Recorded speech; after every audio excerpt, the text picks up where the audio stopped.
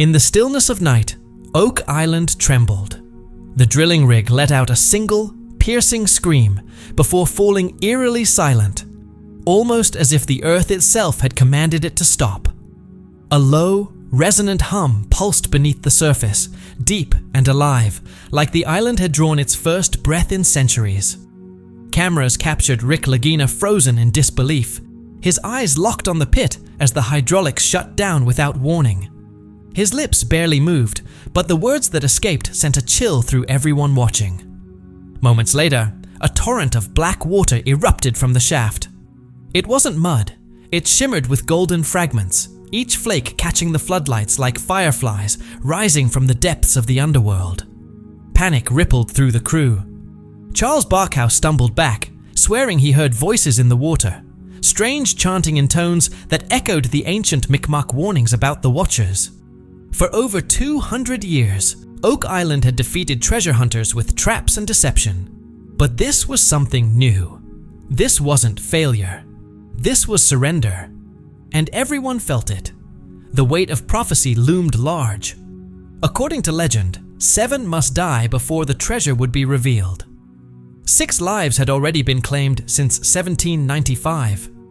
Was this the end of the curse? Or was it waiting for one more? As they debated, a raven swooped through the floodlights, its black wings slicing the air before it landed silently on the crane arm. To the locals, the meaning was clear. The raven was an omen, the messenger of death. The timing sent shivers through even the most skeptical. It had been exactly 228 years since Daniel McGuinness first broke ground here. And now, in 2025, it seemed the island had chosen its moment with chilling precision. Arguments erupted around the pit. Was the treasure buried by desperate pirates? Spanish sailors hiding New World gold? Or something older? An ancient order of warrior monks carrying secrets across oceans? Rick cut through the noise with a calm, firm voice. This isn't coincidence. This is destiny. Historians had long warned that the so-called curse wasn't metaphor, but literal, a system of traps designed centuries ago to protect whatever lay hidden. And now, those traps were awakening. Into the deep silence, a borehole camera was lowered, the cable humming as it descended over 180 feet. What it revealed turned suspicion into certainty. Smooth, perfectly cut stone walls came into view, impossibly ancient and precise. Faint carvings appeared on the blocks, crosses, unmistakable in form. This wasn't a natural formation. This was a chamber, constructed, deliberate. Gleaming white crystals sparkled underground like frozen stars, reflecting light in a place where there should be none. Then, the camera panned to something even stranger. Iron rings embedded in the stone. The kind used to tie off ropes. It was as if the chamber had been built not to be forgotten, but to be opened again under specific ritual conditions. The engineers were stunned. The chamber was sealed under immense pressure, an engineering marvel far beyond the known capabilities of the supposed builders. And yet, there it was. But it was the final image that shattered all doubt. Just beyond the glitter of the crystals, past the carved crosses, something glinted in the darkness, a flash of unmistakable brilliance. Gold. The crew held their breath. It was real. It was there. The order came quickly. The mechanical claw creaked as it descended into the breached vault, its steel fingers stretching into the abyss. For a moment, there was only silence, metal scraping against ancient stone, centuries of stillness pressing in. Then, with a sudden lurch, the claw began to rise. Under the glare of the lights, something emerged, dripping, caked in mineral crust. The team gasped as it came into view. A perfectly square gold ingot. Its face bore a single mark, the crosspate, the sacred emblem of the Knights Templar. No one said a word as it was lowered onto the platform. Not until Rick stepped forward, hands trembling, and lifted it from the machine's grip, the weight of history cradled in his arms. The gold glimmered like captured sunlight, flawless, every edge too precise to be of any known historical age. Metallurgists surged forward, their instruments hissing softly as they scanned the ingot's surface. One by one, digital readings lit up the screens, each more astonishing than the last. Finally, one of the scientists stepped back, removed his glasses, visibly shaken. 99.8% pure, he said quietly, his voice trembling. The words hung in the air like thunder. That level of purity wasn't just rare for medieval times. It was impossible. Gold this refined belonged to the realm of modern industry, not to the hands of men from 8 centuries ago. And yet, here it was, undeniable and real, shattering everything they thought they knew about history. Rick held the bar in his hands, his fingers slowly tracing the engraved cross. His voice cracked under the weight of it all. This isn't pirate gold. This is sacred gold. For a moment, there was silence. Then chaos erupted. Reporters scrambled, phones rang nonstop, and before the first light of dawn, helicopters began circling overhead, their searchlights joining the harsh beams of the island's flood lamps. By morning, Oak Island was no longer a quiet archaeological site. It had become the center of global attention. News vans and satellite trucks crowded the causeway. Live broadcasts beamed around the world. The gold ingot, appraised at nearly $7 million, became headline news. Yet even the experts admitted the monetary value was almost irrelevant. Its true worth lay in its mystery, its origin, its sacred symbolism, something far beyond price. To historians, this wasn't treasure. It was a relic of purpose, a piece of ritual wealth never meant for trade or greed, but for protection, for secrecy. And if that ingot was just the spark, what came next was a blazing inferno. As excavation continued, the team's mechanical claws struck something heavier, wood reinforced with iron bands aged and blackened by centuries. When they lifted the first chest from the chamber, it groaned under its own weight, its edges still sealed with hardened wax and pitch. The preservation was astonishing.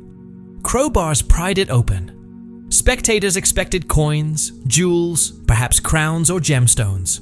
But what emerged was far stranger. Layer upon layer of oiled fabric unfurled, revealing not treasure, but scrolls, parchment.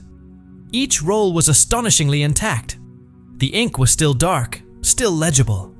The air filled with the sharp, earthy scent of oil and ancient paper, a fragrance of forgotten knowledge finally breathing again. Latin inscriptions curved across the pages, full of medieval flourish. Others were in Old French, some in Hebrew. Their letters were delicate, yet commanding. Scholars stepped forward, reverently lifting the documents into the light. Whispers turned to gasps. The symbols, complex geometric forms, matched those found in the Dead Sea Scrolls. Others mirrored images from the Codex Gigas, the infamous Devil's Bible. But one scroll silenced everyone. It was a detailed sketch, carefully rendered. The Ark of the Covenant. Radiant beams surrounded it, and arrows drawn from its base pointed west, not toward Jerusalem, not toward Rome, but straight to Oak Island. That moment broke Rick. The man who had spent decades chasing a mystery now stood in front of proof. On camera, his eyes welled with tears. He cradled the parchment like it was sacred, as if it carried the breath of history itself. This, he whispered, was never about gold. The true treasure is knowledge, hidden, protected, waiting for us. Around him, his crew bowed their heads. They weren't treasure hunters anymore. They had become guardians of secrets long buried, wisdom the world had almost lost forever. But Oak Island wasn't done testing them. As the second chest was pulled from the depths, a deep, violent roar shook the chamber. Water surged without warning, rushing through ancient tunnels carved long ago. Pumps screamed, alarms blared. Chaos returned in full force. This wasn't a malfunction, it was a trap. It was a safeguard, an engineered defense built by master craftsmen centuries ahead of their time. As the vault began to flood, workers shouted over the deafening roar. Water surged in from unseen channels, pouring in with terrifying force. Divers plunged into the rising tide, desperate to recover the chest before it was swallowed. Through the churning black water, one diver's hand latched onto something smooth and heavy. He broke the surface, gasping, and raised it above the waves, a golden chalice glinting under the floodlights, Hebrew script etched around its rim. Cameras captured the moment, a sacred artifact pulled from the fury of a collapsing vault. The cheers that followed were brief. The water kept rising. This wasn't a leak. It wasn't a breach.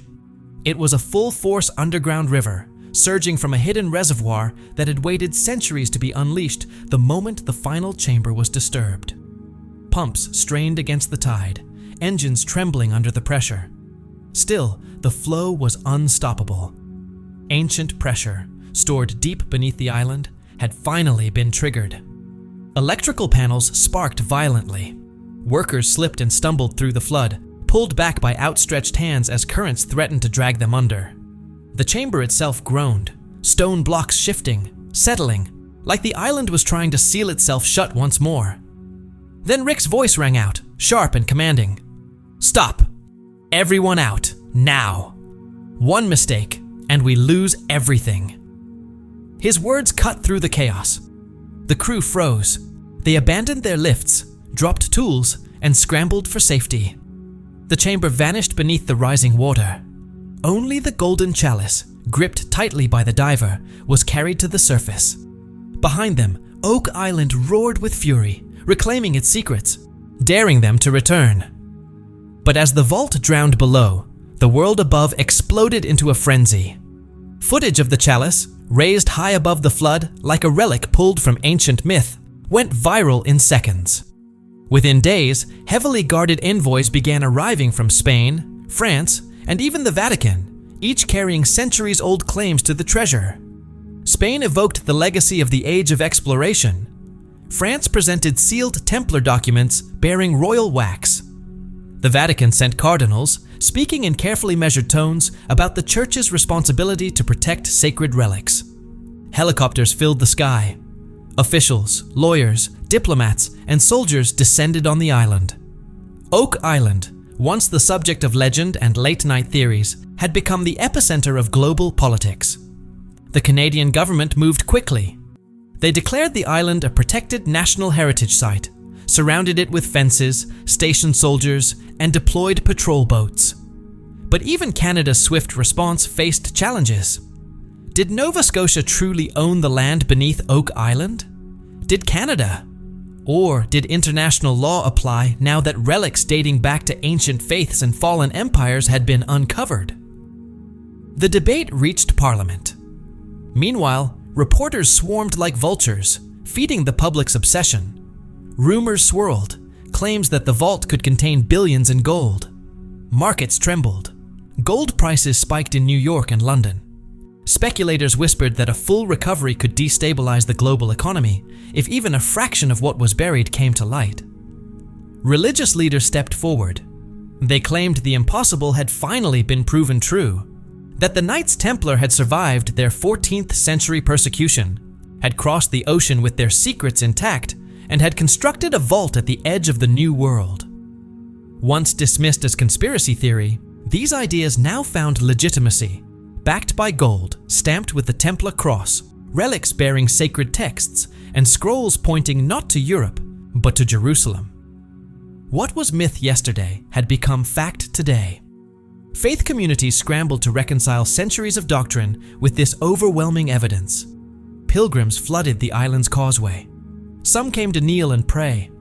Others chanted or sang. Still more held protest signs, demanding that the treasure not be locked away in museums, but returned to the faithful, to those who had waited lifetimes for its return. Protesters clashed with pilgrims and believers. For many, Oak Island was no longer a historical dig. It had become sacred ground, a battlefield where politics, faith, and claims of ownership collided. Yet through the noise and rising tensions, the Laginas pressed on. Engineers returned to the flooded vault, stabilizing the chamber with steel reinforcements and powerful pumps. Slowly, the water was driven back. In the fragile calm that followed the chaos, the true heart of the vault began to reveal itself. Along the chamber's edges stood stone sarcophagi, their lids carved with Maltese crosses and angelic figures, as if the stone itself had been turned into scripture. When the first lid was carefully shifted aside, a muted golden light filled the air. Inside were crowns set with rubies and emeralds, swords with jeweled hilts that shimmered in the lantern light, and reliquaries sealed with exacting care. But these weren't treasures meant for trade or conquest. They were ceremonial, symbolic, objects of deep spiritual importance, crafted for kings and priests, not pirates or plunderers. One reliquary left the room speechless. A crystal case holding what scholars claimed were fragments of the true cross itself. Aged wood, darkened by time, yet preserved with astonishing precision, as though it had been hidden only yesterday. Other cases held bones wrapped in linen, each embroidered with Latin prayers. Every artifact shifted the narrative, evidence not only of the Templars' survival, but of their sacred mission. They hadn't hidden treasure for profit. They had hidden relics for protection, for faith. And then came the discovery that changed everything. Again. Behind a false wall, a hidden panel gave way with a hollow crack, revealing a spiraling staircase carved deep into the stone. The steps descended in a perfect curve into darkness, disappearing into a second chamber far below. The crew froze, staring into the shadows. Then Rick's voice broke the silence, calm but filled with awe. "This isn't just a hiding place," he said. "It's a sanctuary." The sanctuary's secrets began to unfold with the next recovered chest. Inside, preserved beneath layers of wax and silk, was a parchment map unlike anything ever seen. It traced a journey, beginning in Jerusalem, winding through Scotland, then westward across the Atlantic, ending at Oak Island. Each route marked by Templar sigils. Each stop a place long tied to ancient mysteries. Rosslyn Chapel, the ports of La Rochelle, and finally, the windswept shores of Nova Scotia. Historians and scholars gathered around the map, their voices hushed and trembling. The implications were enormous. The Ark of the Covenant, history's most sacred relic, hadn't vanished. It had moved, passed from hand to hand over centuries, protected by the Templars, and ultimately hidden at Oak Island. The revelation set off a storm of debate. Some experts believed the Ark had only been stored here temporarily, awaiting transport further into the New World.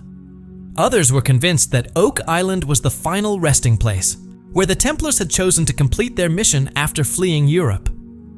Rick offered another possibility, that Oak Island was never the destination, but a safeguard, a waypoint on a longer journey across oceans. His words struck like lightning. If Oak Island was just a stop, then where was the final destination? Then more evidence surfaced, stranger still. Among the chests, beneath layers of ancient coins and wax-sealed documents, was a massive iron key. Thick and ornate, its bow was engraved with 2 Latin words. Deus vult, God wills it, the battle cry of the Crusades. The key's teeth were jagged and unusual, not shaped for a simple door, but for something larger, older, and unknown. Theories erupted across the globe.